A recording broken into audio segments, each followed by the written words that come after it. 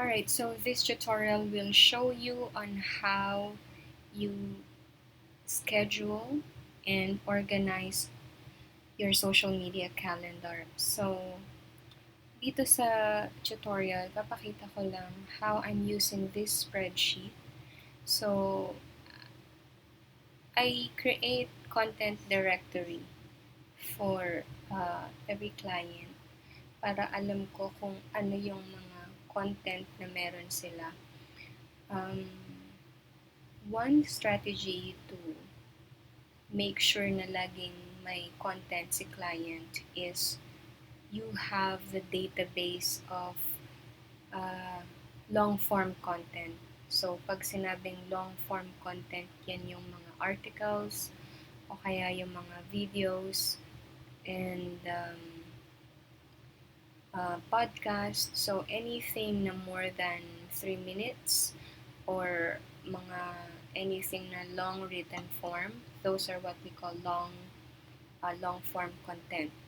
So, maganda na meron kang um, content directory para, for example, dito sa ginagawa ko na to, yung article niya is nakapost na sa website. Correct? So, um, you can repurpose that article sa website niya to Pinterest para mas mag-drive ng traffic.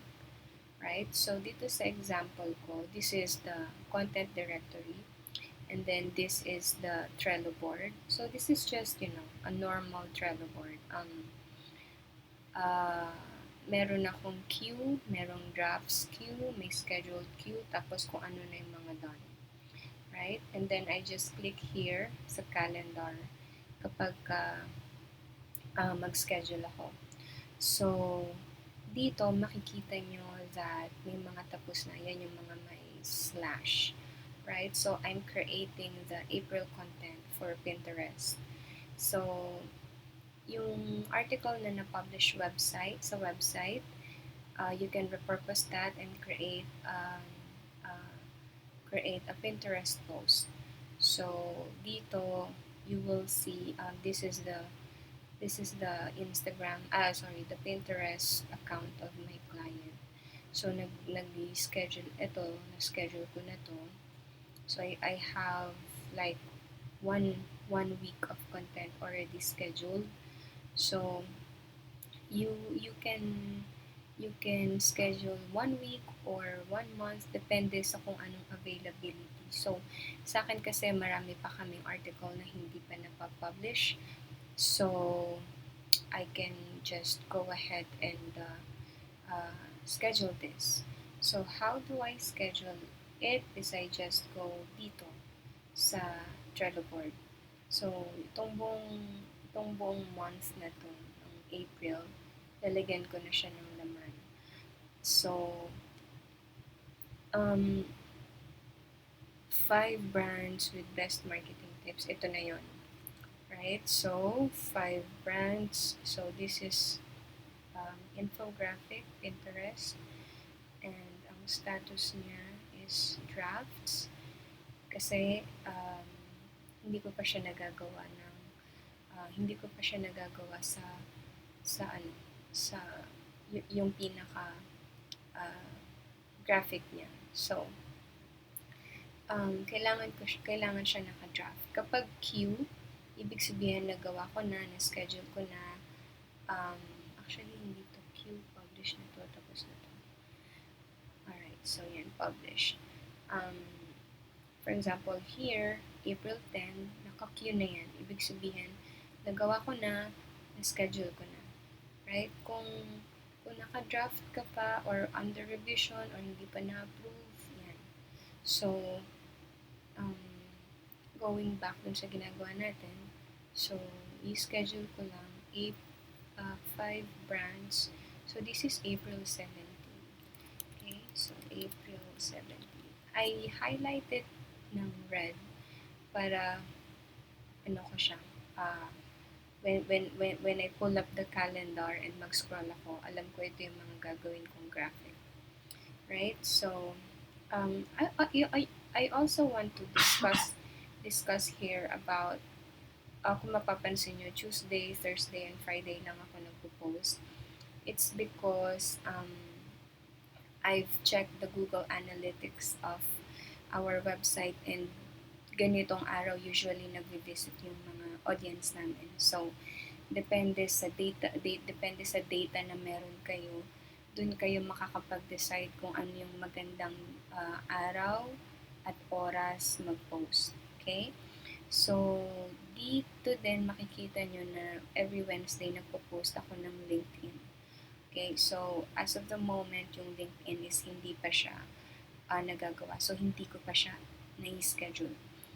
Pinaprioritize ko today yung Pinterest. So, you can create a card here normal lang. Like, for example, dadagdagan mo yung drafts, diba? So, dadagdag ka lang dyan. Pero, I like creating the content kasi visual ako. Gusto ko, nakikita ko overall. So, pupunta ako sa calendar, and then, i-click ko lang to. So, mag-a-add ako ng card. Yan. So, ano na yung next na article na hindi pa napapublish? Puntahan mo yun. So, next is, copy ko yan. Tapos, nalagay ko na yan dyan. And, 11:30 p.m. ako usually nagpo-post kasi 11:30 p.m. is ang time nun sa EST is around mga morning or yeah, so medyo nalito ako sa conversion, pero gabi ako nagpo-post, gabi ko siya ini-schedule. So nilalagay ko lang siya dyan. Right? Ang purpose nitong ginagawa ko is whenever I need to send a reporting kay client, anong mga nakaschedule natin ngayon. So, what I will do is I will just, grab, screenshot this. So, for example, ano yung natapos natin nung March? Ano yung natapos natin nung March? So, i-screenshot ko lang to. Let's say, yan, i-screenshot ko lang yan. Tapos, isasend ko na yun sa kanya. Pero, for example, start ng month, like ngayon, April 2. So, usually, start ng month, magsasend ako ng bagong calendar sa client. So, pag na-fill out ko na to, sabihin ko, Pinterest pa lang meron tayo.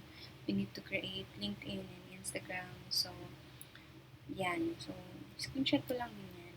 Right? So, let's fill out more here. So, schedule ko na to. This is infographic. Sa draft pa lang siya. And the date is April 21. And sa highlight ko siya ulit para makikita ko siya agad.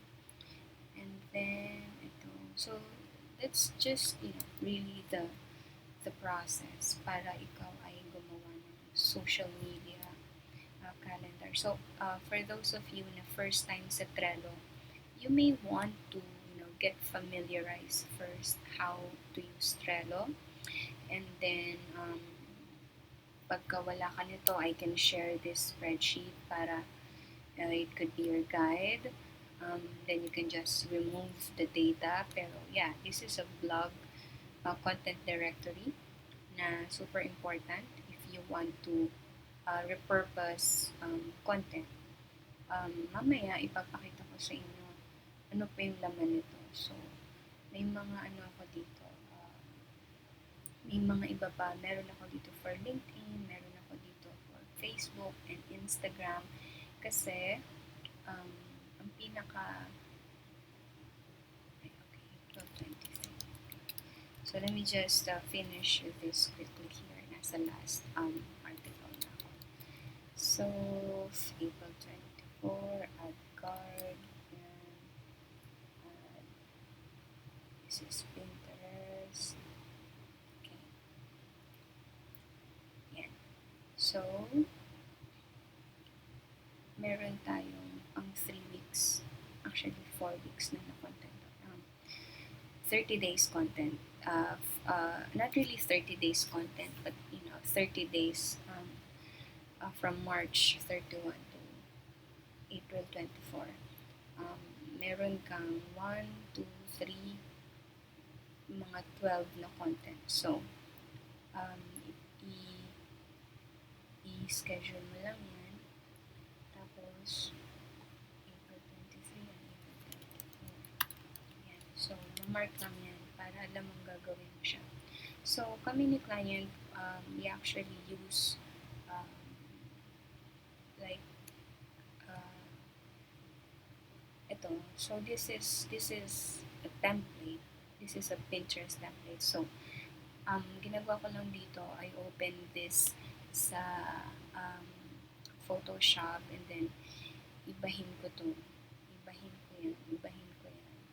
Pero format-wise, pare-pareha lang. Tapos papalitan ko lang itong vector. So, yan. As you can see, same lang. Pero nagbabago-bago lang yung vector. Right? Ito yung nasa baba. Tapos yung title. So that's how you can, create more content ng mas madali for the client.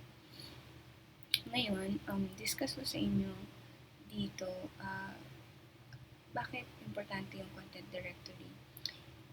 In the future, if I need to create content for LinkedIn, I can turn this, or I can, from the article, I can create a carousel post, a Facebook post, Instagram post, Twitter, para ano. So, kapag tinatrack mo, ito nagawan ko na to, kailan pinost. So, you can go to the creator studio and track uh, the content ng mga na-publish mo. So, I know it can be a little confusing sa simula, pero ang pinaka takeaway sa tutorial na to is you must have like a content directory ng long form content ni client. And then, just, grab this spreadsheet, tapos um, create a lot of content. Like, imagine if from one article you can create multiple content for the client and you are organized and hindi ka nalilito. So yeah, that's that. If you have questions sa paggawa ng paano gumawa ng Trello board, paano to gawin. I can even share you this board if you want para lang pero um, ang simple lang naman ng format dito. So, it's a simple format. Title, para saan siya, tas yung due date. And then, if you go to the calendar form, you will see the overall look of that. So, I hope this is helpful for you. That's all. Thank you. Thank you.